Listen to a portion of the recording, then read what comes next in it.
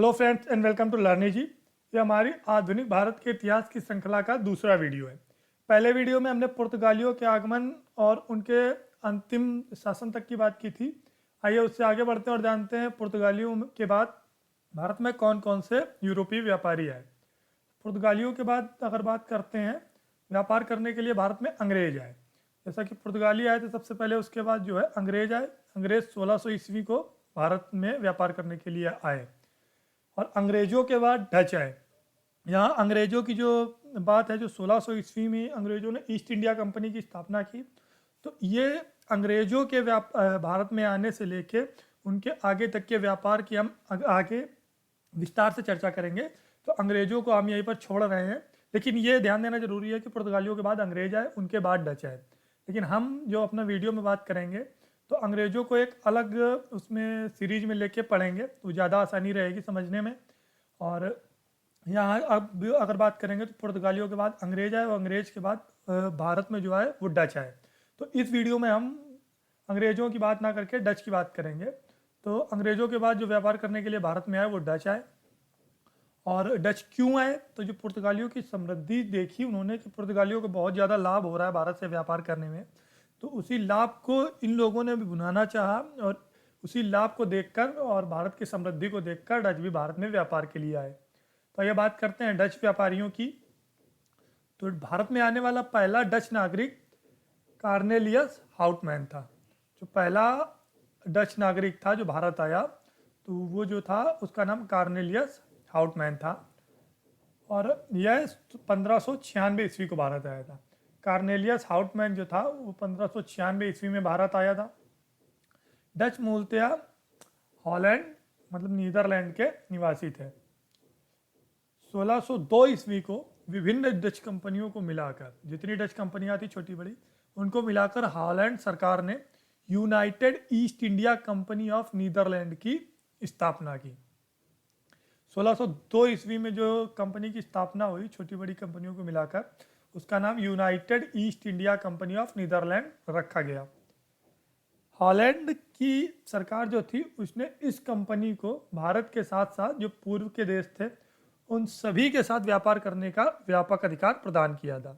जो United East India Company of Netherland थी, उसको जो हॉलैंड की सरकार थी उसने भारत के साथ साथ जो और भी पूर्वी देश थे उस सब पर व्यापार करने का एक व्यापक अधिकार दे रखा था। आगे बात करते हैं, डचों ने अपनी पहली जो फैक्ट्री थी वो 1605 ईस्वी में मसूलीपत्तनम नामक एक जो तट था पूरब में, वहाँ पर स्थापित की।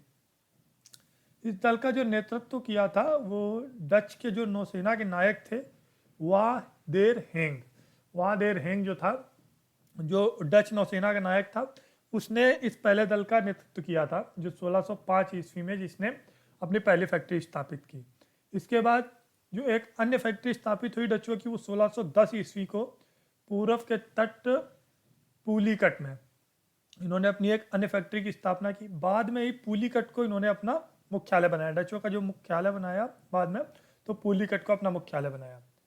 और पुलिकट में ही डच स्वर्ण मुद्रा जिनको पैगोडा बोलते हैं उनकी भी ढलाई करते थे। तो डच स्वर्ण मुद्राओं की ढलाई कहाँ पर करते थे? तो डच जो है स्वर्ण मुद्राओं की ढलाई अपने मुख्यालय पुलिकट में करते थे।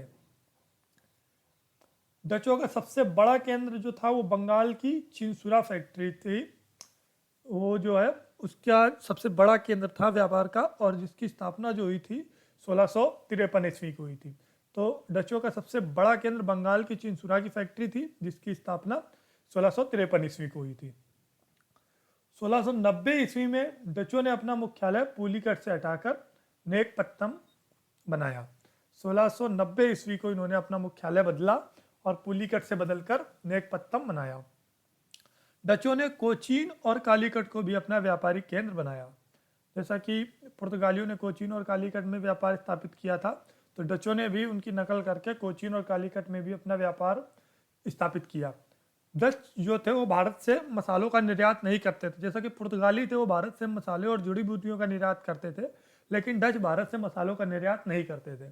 डच जो है वो भारत से सूती वस्त्र, कच्चा रेशम, अफीम, नील, नमक और चावल, इन चीज़ों का निर्यात करते थे। डच मसालों का निर्यात ना करके सूती वस्त्र, कच्चा रेशम, अफीम, नील, नमक और चावल का निर्यात करते थे।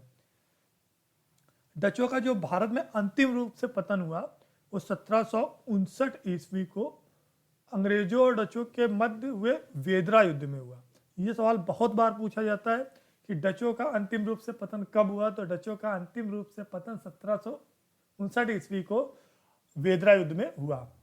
इसके बाद बात करते हैं डच के बाद जो आए वो डेनिश थे। डेनिश की बात करते हैं तो डेनिश जो थे वो मूलतः डेनमार्क के निवासी थे। डेनिश डेनमार्क के निवासी थे। ये 1616 ईस्वी को भारत आए। डेनिश जो भारत में आए, डेनिश व्यापारी, वो 1616 ईस्वी को आए। डेनिश की जो पहली बस्ती थी वो बंगाल के सेरामपुर में बसी। तो डेनिश ने अपनी पहली बस्ती बंगाल के सेरामपुर में बसाई। सेरामपुर डेनिश के व्यापार का मुख्य केंद्र भी था। जो सेरामपुर था बंगाल का, वो डेनिश के व्यापार का मुख्य केंद्र भी था।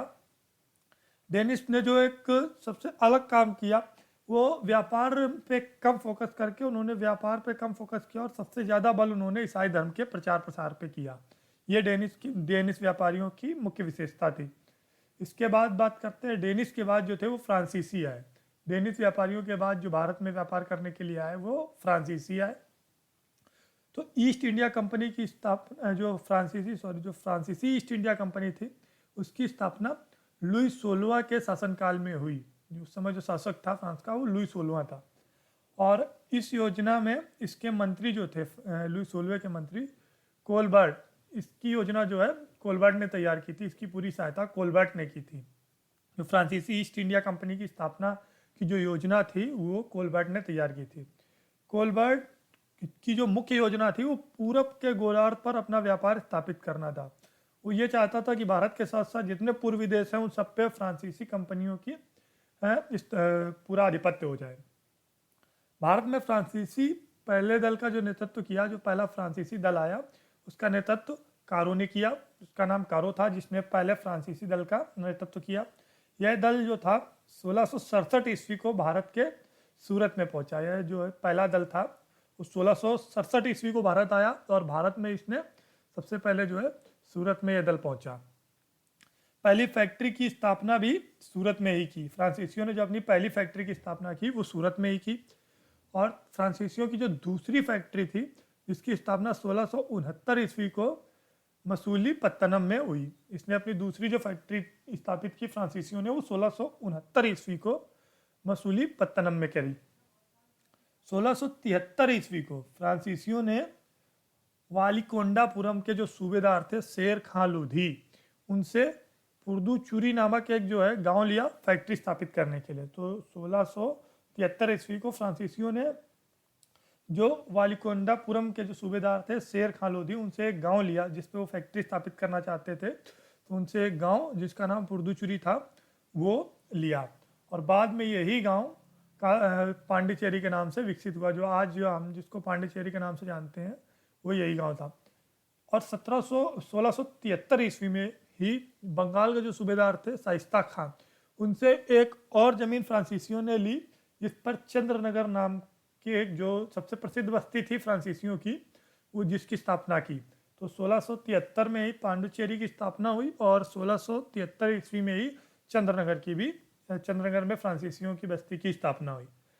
1701 ईस्वी में फ्रांसीसियों ने अपना मुख्यालय पांडिचेरी बनाया। तो जो पांडिचेरी मुख्यालय बना फ्रांसीसियों का वो 1701 ईस्वी में बना। पांडिचेरी का जो पहला गवर्नर था वो फ्रांसिस मार्टिन था। पांडिचेरी का पहला गवर्नर कौन था? Francis Martin.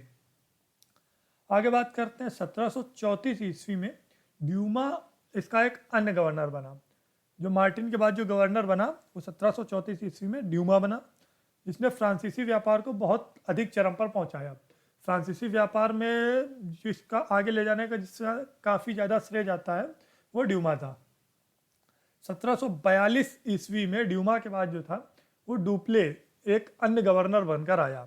जो एक अन्य गवर्नर बना वो डुप्ले था। डुप्ले एक बहुत ही महत्वाकांक्षी और साम्राज्यवादी व्यक्ति था। डुप्ले ने अपनी महत्वाकांक्षाओं की वजह से बहुत अलग अलग कार्य किए। तो आइए एक नज़र डालते हैं डुप्ले के जीवन काल या शासन काल पे। तो जो डुप्ले था इसका पूरा नाम जोसेफ फ्रांसिस डुप्ले था।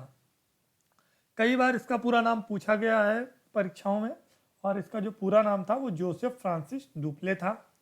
इसका जो जन्म हुआ, डुप्ले का जन्म वो 1697 ईस्वी में हुआ था। डुप्ले का जो पिता था वो फ्रांसीसी ईस्ट इंडिया कंपनी जो थी उसका डायरेक्टर जनरल थे।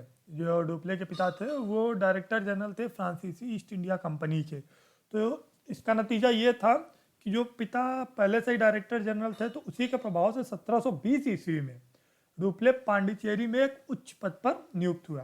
तो डुप्ले जो है 1720 में जब उच्च पद पर नियुक्त हुआ, तो उसका पूरा जो श्रेय था वो उसके पिता के डायरेक्टर जनरल होने को दिया जाता है।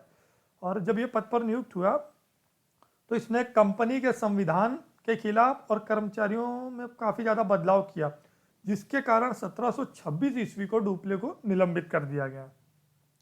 लेकिन इसने जो है अर्जी दायर की, पुनर्विचार उसमें विचार हुआ और इसको 1730 में पुनः पद प्राप्त हुआ, और 1730 में डुप्ले जो है चंद्रनगर का गवर्नर नियुक्त हुआ। इसके बाद 1741 से लेकर 1754 ईस्वी तक डुप्ले फ्रांसीसी बस्तियों का डायरेक्टर रहा।